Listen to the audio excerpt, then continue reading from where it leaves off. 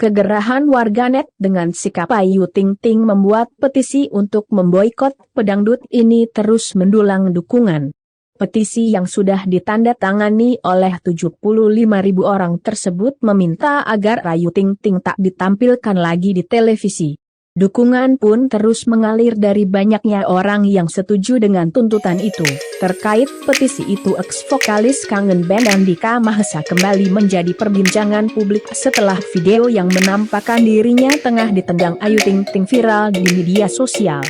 Meluruskan hal tersebut, Andika Mahesa sampai harus memberikan klarifikasi bahwa dia tidak memiliki masalah apapun dengan Ayu Ting Ting hingga sampai harus mendapat petisi. Gak terjadi apa-apa sih sebenarnya.